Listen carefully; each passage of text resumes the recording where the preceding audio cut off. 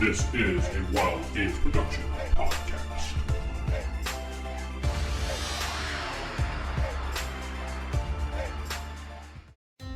You remember. Roll your stealth roll? Game books, pencils, pizza, cheese puffs, and a hell of a lot of dice.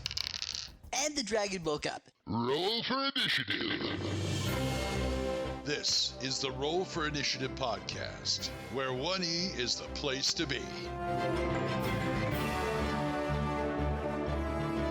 Roll for Initiative podcast. We're in volume number 8. This is Vince sitting with Nick again. Hello, everybody. Yes, we're back for another fun episode of the Dungeons and Dragons cartoon. Yes. But this week in German. No, kidding. Und wir start in German, ja. Und Dungeons und Dragons. You know what? I bet Dungeon Master would Klaus. still be a dick if it was the German version of D&D. So. Yes. Where's making you talk, young ranger? Herr Jones? Oh, wait, that's not Indiana Jones. Are you enjoying the show you're listening to right now? Want to help support the show? Why not head over to the Patreon site, patreon.com/WGP. That's patreon.com/WGP. And help support the network for as little as $1.50 a month. That's right, $1.50 a month goes a long way. Thank you.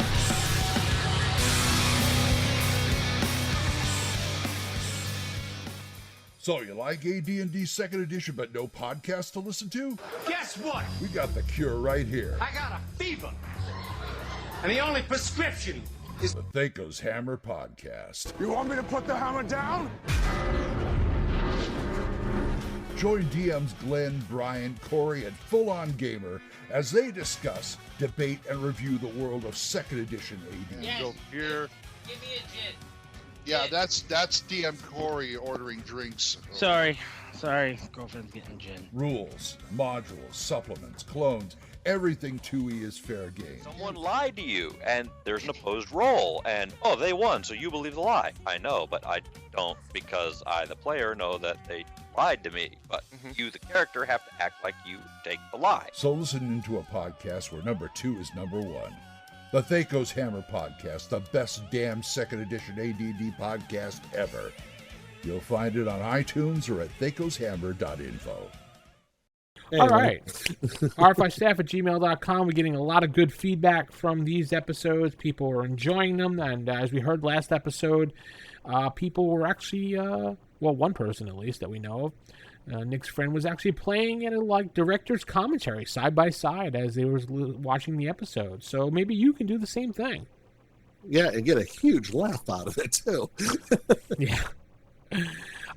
So, going forward, to help everybody out, when we start doing the recaps, we'll just say start hitting play now or get yourself queued up to right after the credits when it displays that little scene that goes dun, dun, dun with the title of the episode.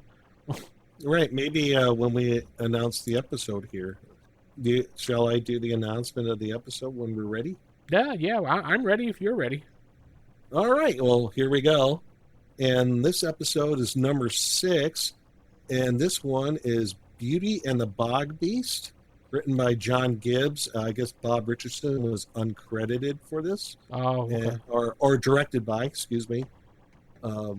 John Gibbs, and was written by Jeffrey Scott. And this one came out October 22nd of 1983. And our summary is, Eric is turned into a comical but ugly bogbeast when he sniffs a forbidden flower. Now I must help the others of this cowardly race to defeat an evil ogre who is damming the river that runs upside down. Yes. This one is anything involving Eric not comical. I mean, really? And actually, in this episode, I feel for Eric. Actually, he shows a little character in this, if you get my drift. That's probably why this one was rated the highest one out of all of them. Yeah, you get a little more. I think Eric becomes a little more expanded upon his character. So anyway, this one, like most other episodes, starts in media res, right in the middle of something. They're in some lava pits. Okay. Oh, we got a new opening scene. Yeah, so they're in some lava tits, post-apocalyptic, followed by some sort of invisible creature. First, I'm thinking invisible stalker. Cool. I would have thought that too. Yeah, that's what I always thought. And here's what kind of blew my mind: they're laying an ambush for it. Well, they're trying because Hank is like, it's coming, wait for it. So apparently, this has been going on for a little while at least, and then you see like the footprints go and disappear. Then there's like a little hill, and then it's Dungeon Master. Lame. Couldn't they have just done that for Sheila in the last episode when she was walking around with the cloak? Well, I don't know. Okay, go ahead. And he makes some lame joke about walking over hot lava being good for his feet. Because we need to have reasons for him to walk over hot lava. But DM says that he discovered another way to get home for our little party here. And he says there's a river once a year that runs upside down. And they need to go find the river that runs upside down. And it only goes for like 10 minutes one time a year. It does this. And there's some other thing about, he gives some other cryptic thing to say, never touch the beauty that breeds the beast. I'm like, oh God, great, another riddle. Yeah. Ugh. And then Eric's like sitting there or standing there, being all smug and persnickety. And he's like, why do we have to, blah, blah, blah. Why don't you give us a straight answer for once? And Eric's standing there, and there's some lava that kind of goes under his feet, and he gets the hot foot. So I thought that was kind of hilarious. He always gets the bad. I mean, come on, give the guy a little break. Yeah, poor Eric. I'm starting to feel for Eric, man. Yeah. So they cut to a new scene. They're on a trail, and it splits off. So what do? What? They split the party. They broke rule number 1 of D&D when you're playing it. Never, ever split the party. Because they're bickering amongst themselves like, we should go this way. Well, maybe we should go this way. So they split off.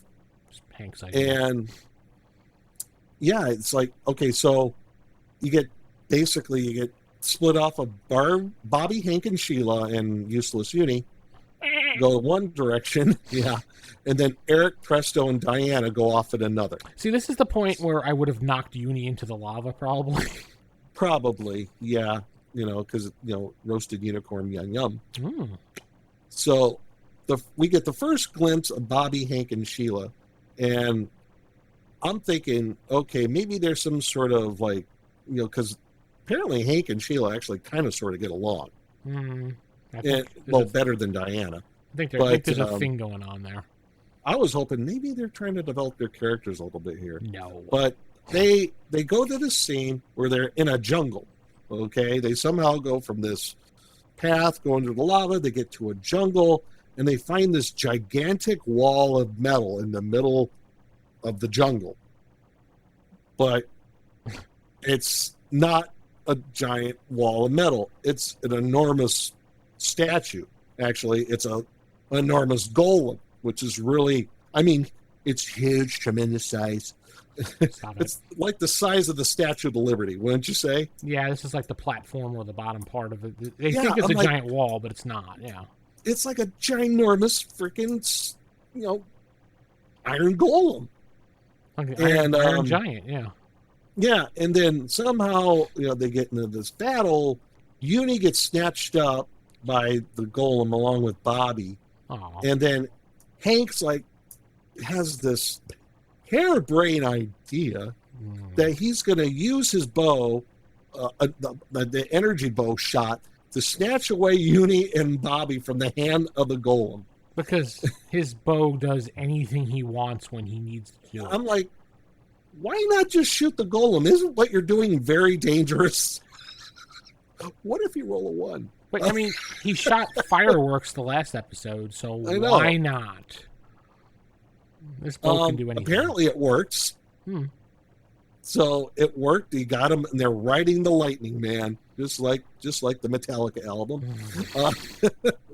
So they make it back to Earth safe and sound. This giant iron golem, like Statue of Liberty size, still going after him, going, "Rrr!" Would you would you say that was a divine intervention role going on there? Divine intervention? Yeah, that once in a lifetime shot that he does there. Yeah, it's like a God call almost sort of thing. Yeah. Yeah. I would say that absolutely. And then Hank actually does something smart. I know. Brace yourself. He actually uses the bow to fuse the legs of the Iron Golem together. I'm like, oh, okay, pretty smart. So, well, I guess at a point where it stopped, he's shooting a bow at it, and just like giant fall, bloof. Because Sheila's like, well, Sheila distracts it, using her magic cloak, popping in and out here and there, acts as bait to knock over the golem, and the golem tries to run after her, but his legs are fused together, and he falls over and like totally collapses into pieces.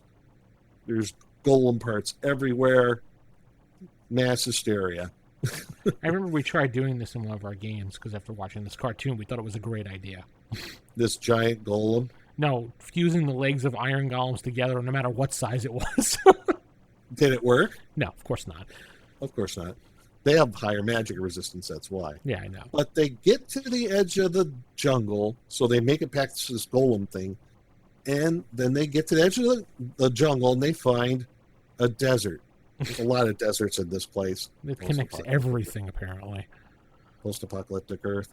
Anyway, as Nick's theory gets more valid. I'm just saying. Yeah. So the scene kind of ends there, and we go on with the other half of the group who's not dead yet. Is Eric, Presto, and Diana. They're in like some really nice meadows. I like how you really put nice. They're not dead yet. Well, generally, when you split the party, bad things happen. This is D&D cartoon. Nothing bad happened. Well, never mind. Dean's still a dick, but hey, So they're in all these nice rolling hills and meadows, and they find a river. They're arguing about, is this the river that runs upside down? And idiot Presto stands on his head. No, it's not running upside down. I forgot about that.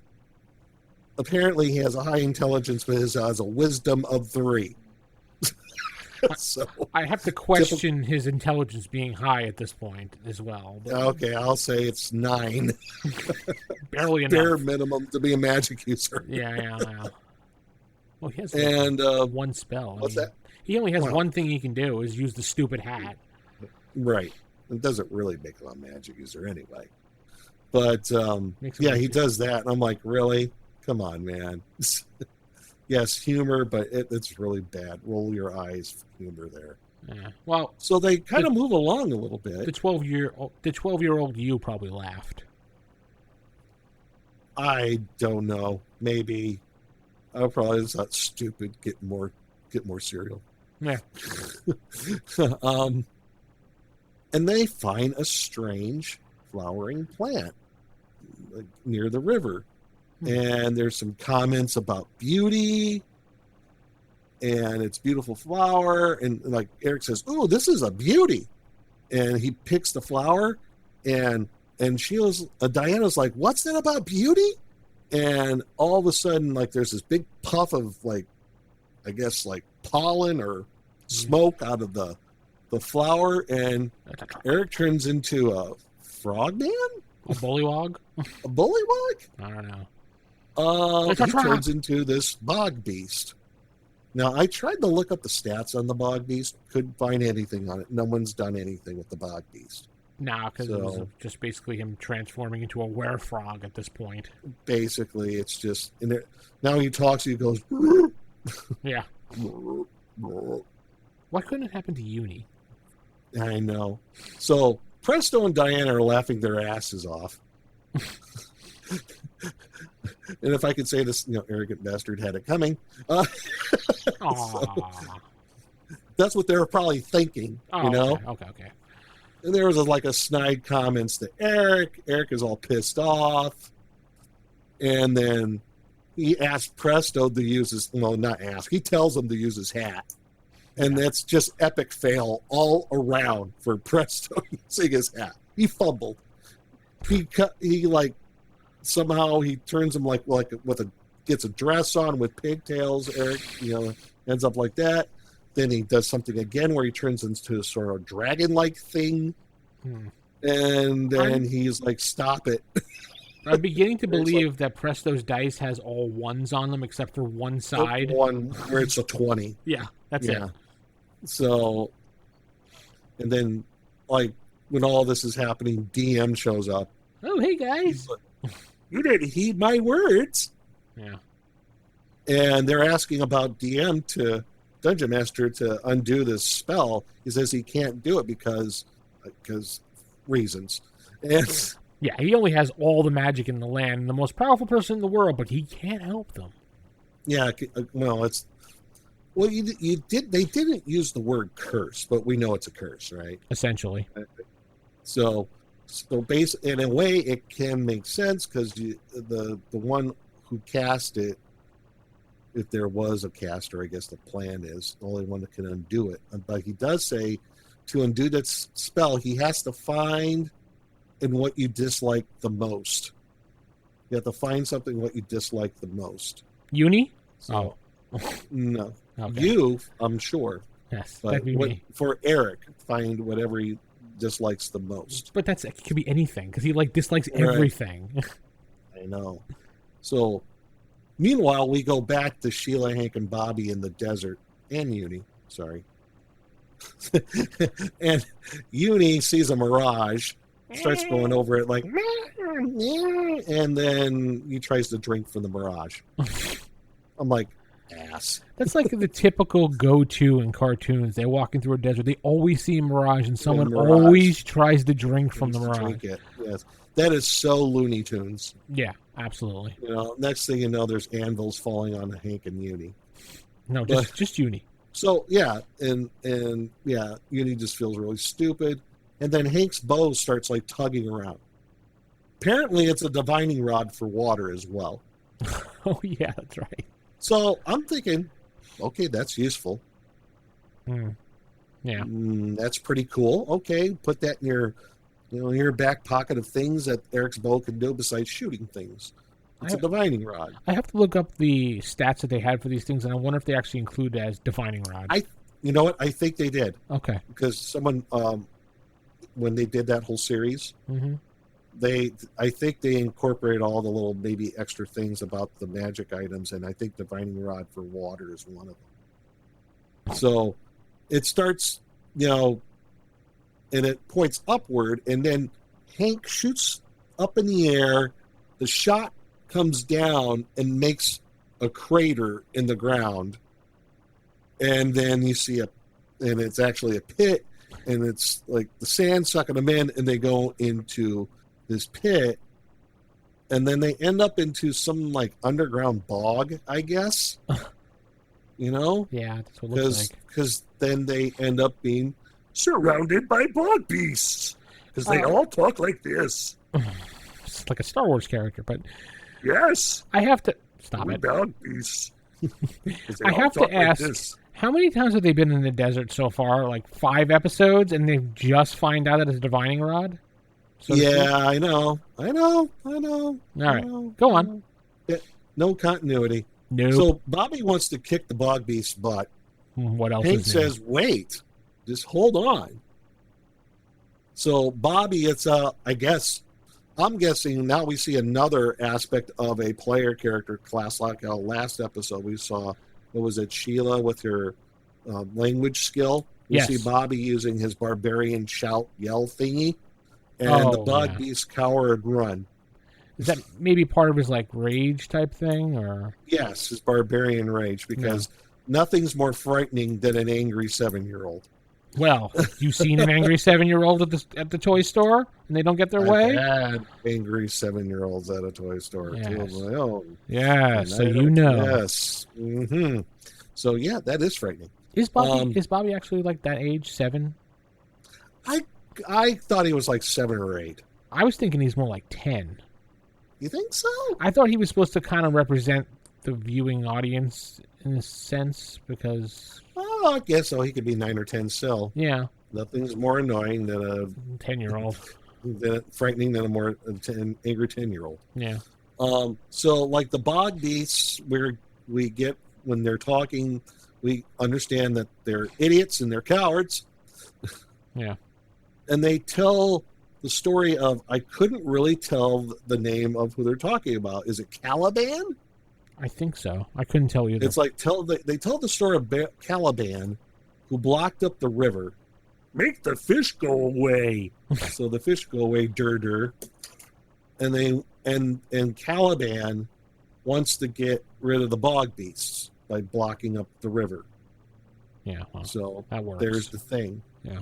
So, and that scene ends. So end scene.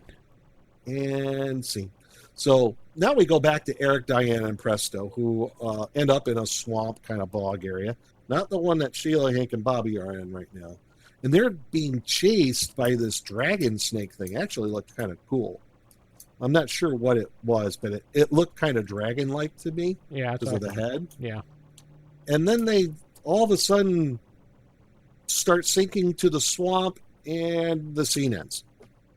So there you go. They end up in the swamp, and they're sinking into the mud. And then that's when the commercial comes up, and they're selling He-Man toys. So we go back to the underground bog, and the bog beasts tell more of Cowabung. I still cannot understand them. Cowabunga. I don't know what the heck this guy's name is. So I have no idea. At this point, I'm like, yeah, okay, Cowabunga, whatever his name is. Calabung, I think. But they speak of a legend of a leader who will come to lead them on a sacred scroll where him like us, but not like us. Him dropped from sky. Because this legend is really specific. Wow. So we all know what's coming here, right? Mm-hmm. Yeah. Eric, Diana, and Presto remember when they were up in that swamp area and they sunk into the mud? They dropped, quote-unquote, from the sky. Yep. And once we see that, the bog beasts immediately start worshiping Eric. And a ginormous argument ensues. Eric's like, I don't want to lead these guys. They're a bunch of morons. So, wow. Well, he's right. So big old argument about what to do. But Hank says they should, they should help them and find out that, and then they find out that, I guess when they were talking about the river, that they need to find the river that runs upside down, the bog beasts go, oh, that is river run upside down. And they're like, oh, okay. So that being said, Eric agrees to help if the bog beasts find a way to change him back to normal. This is where one of the bog beasts go, normal? You normal now. And Eric goes, oh, brother. And the bog beast goes, brother. And hugs Eric. Aww, he likes him. Oh my God. And I'm like, and there's another commercial, and then I get more cereal. Hopefully not like, brother. He's like, we gotta help his leg. Anyway, so we get back from our commercial break. And they're off to fight Cowamung. I still don't know what this guy's name is, really. Calamon? Yeah, Starts something like that. Cowamung. I don't know. But they find out he has this powerful medallion. They have to take this medallion away from him because apparently that holds his power. And you finally get to see this guy. He looks like an ogre mage. Am I right on this? I think so. It's hard to tell. Sometimes he looked like an ogre mage to me. Yeah. An ogre, or yeah, because it would be plural would be ogre magi. True. But he's an ogre mage. It looks like it though. And then you see like this Cowamung or Cowabung or whatever the heck his name is. He's got this mill where it's all like the river's all dammed up. The mill's working this, I guess this forge, right? And yeah. He's got a forge, and he has dwarf slaves again. I'm like, More dwarf slaves? Man, dwarves are weak in this world. I'm like, this is the second episode where we have dwarf slaves. You know? I'm like, come on. I guess dwarves are like, the annoying halflings or something in this world. I guess, because, dwarves in this in the realms here are really like, they're getting captured left and right. And they're making weapons. And I'm like, okay, for what army? That hasn't been revealed yet, So, yeah, they're making weapons for this Kawamung fella. So,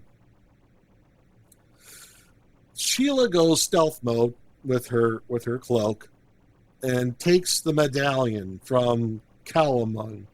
And you are right. And I'm looking at the episode notes for the actual script. It's Kawamung. Kawamung. Kawamung. Oh, I spelled half of it right. Yeah.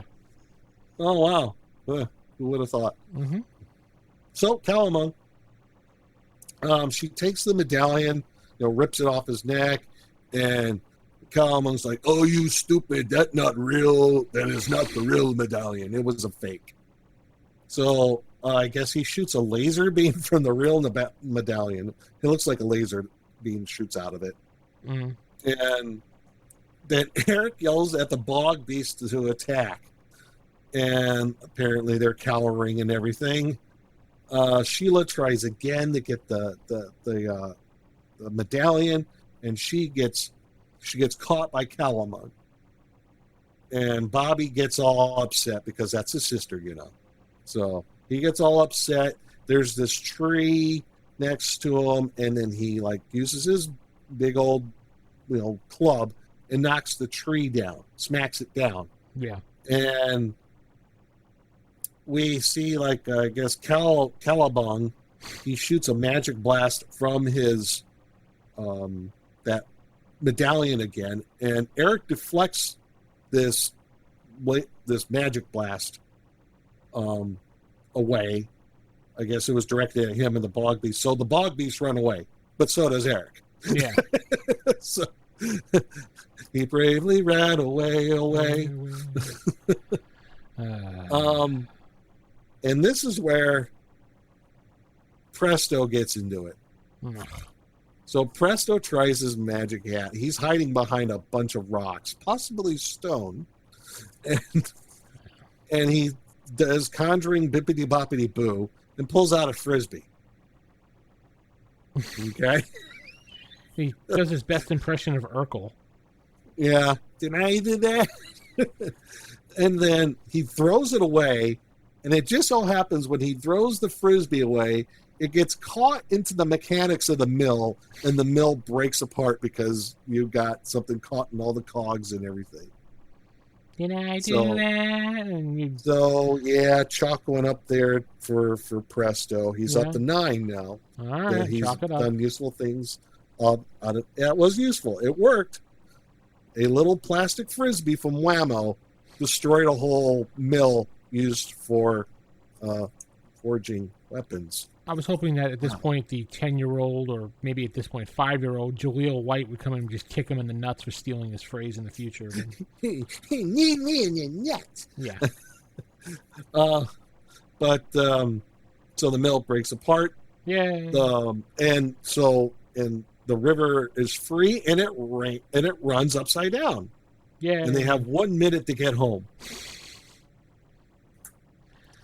And so Diana decides to get all acrobatic and Kill Billish and snatches the medallion off of Korabung.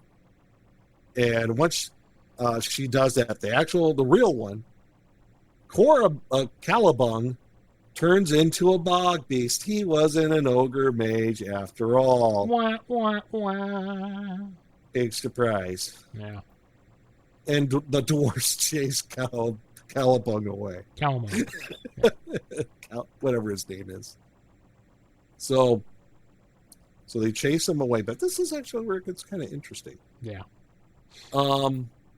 So they go into the river that runs upside down to get home, but Eric, remember, he's still a Bogbeast at this point. So he tries the medallion, but nothing happens. Because when they go up, he has the medallion with them. He's home. They're in that little pond by the amusement around park, the D&D ride. And he tries the medallion, but it's not working. So apparently he has to go back to actually change. And did you notice that Uni made it back with them, even though Hank was like, he doesn't need to come with us. He should be staying right. there. Well, there was like that whole thing about Uni has to go back with Eric because she wouldn't fit into the world there. Yeah. And they probably just killed her. And, yeah. Right. So he's like, well, I guess I'll be here alone. And because he's there feeling all sad for himself for, I think, a whole 5 seconds. Yeah. And then the rest of the party like pops out of the water. They're like, they did come back. He's like, God, I hate this place. And then he turns back into himself because what does Eric hate the most? This place, the realms. Because he hates this world the most, and that was in DM's second riddle or whatever it was. Yeah, the thing he hates the most, which is this realm. Which is this world, yes. Which DM kind of comes by, and because DM always comes by later on at the end when it's all resolved. And the Bogbeast said that Eric is no longer a Bogbeast because now you so ugly. Dun, dun, dun, dun, dun, dun. The end. Yeah. Everybody laughs at Eric, including the Bogbeasts. Well, I got to tell you, with this episode, at the end, where Eric has to make that choice, does he go back? But the medallion's not working. The only way it's going to work is if he goes back to the realms, and hopefully he'll change back. But he's only got like a minute to do this, right? Yep. So the whole moral quandary: do I, go back with my friends, or they have to leave without me, and so they have to make a choice too.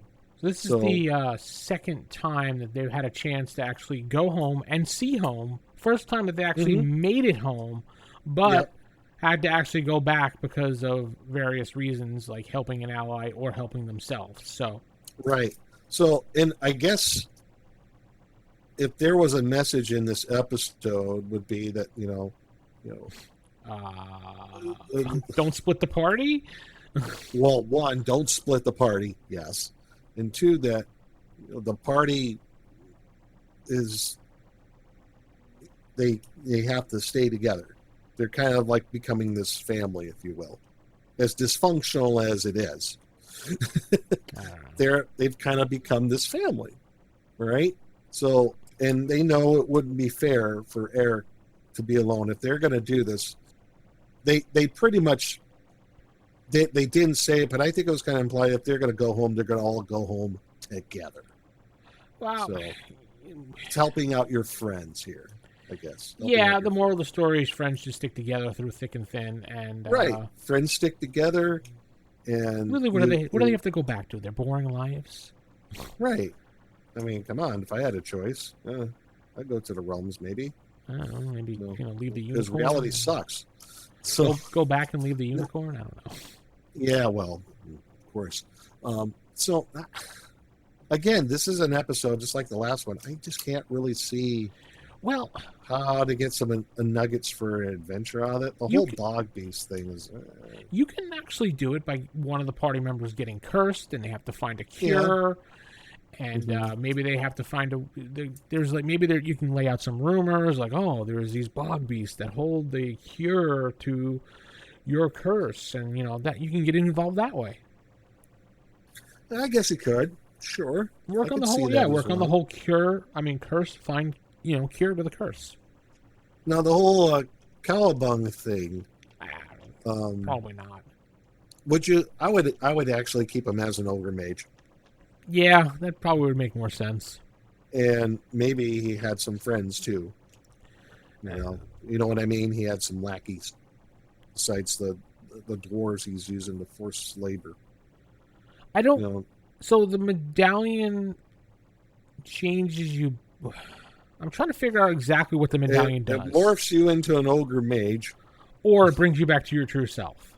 And it brings you back to your true self, and it shoots like blasts of magical energy out from it. And what happened to it at the end of the episode? I don't recall. I don't remember. Yeah, I don't remember either. Did Dungeon Master take it? Did they just like throw it on the ground, or did they stomp on it? I know they didn't give it to the Bogbeast. Powerful weapon. I mean, item, but they just lost it. Yeah. Lost it. I know. It's basically a polymorph and like I don't know what type of, just a blast of magical energy. So no idea. There you have it on this episode. The only thing like I said, is one thing I got out of this episode is like you see a little bit of a kind of a sad moment for Eric. You know? Well, they made fun of him, and you know. Yeah, but he had to go. He had to go back. He thought he was going to be alone without his friends.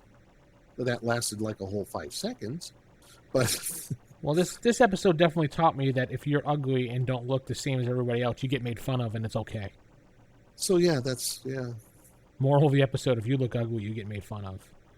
Well, you know, at the end of the episode, they think Eric looks ugly, so maybe that whole beauty is in the eye of the beholder thing, like from a few episodes back, kind of holds. Yeah, maybe. Yeah, by this time I was like done with the episode and getting ready to go to Star Realm. Yes, bowl of cereal left in the sink for Mom to clean. I was good. I'd eat all my cereal. Yeah, but you had a bowl. You ate the bowl too? No. You probably put it in the sink. You put Who it does in that? You. No. You put it into the sink, didn't you? Well, no, wrong. I would get my butt slapped if I left it in the sink. I had to put it in the dishwasher. Did they have dishwashers back then? I don't even remember, to be honest. In 1983, yes. Okay, I wasn't sure if they had dishwashers in 1983 or not. I know it wasn't a common household thing then, so. No, they became more common in the 80s. Did they? Oh, yeah. Okay. They became really affordable. Hmm. We had a microwave. Not a microwave. Yeah. A whole microwave? One of the old ones that you had to stand away from because it might. No, actually, it was one of those newer ones where it was like it was above the range. Oh, yeah, okay, got it, yeah. And it had the. Wow, you were modernized for the 80s. Well, Mom and Dad remodeled the house about the year before that, if I recall. Ah, that's why. Okay, gotcha. So, anywho, I guess that's going to end the episode. Yeah, I can't really think of anything else as far as like, you know, little tidbits for adventures, but I think what you gave was pretty good. Yeah. You know? So. All right, cool. And there you have it. There you have it. Why don't you folks out there who are listening and playing along with us, yes. If you can figure out a way to use this in an adventure, just give us a way you'd use it. Write us, rfistaff@gmail.com, or leave us a comment on the website how you would use it. Or on Facebook. Yeah, I'm sorry. I said or on Facebook. Oh, right, that too. And continue if you haven't already. Try syncing up the episode, or just like listen to our show and watch the episode of the cartoon, and pick those points where you can pause it and listen, and just continue on. It makes it even much more enjoyable experience. Well, according to Nick's friend, it does. So yeah. Yeah. Cool. All right, we're going to say goodnight, everybody, and have a good time. All right. Bye, everybody.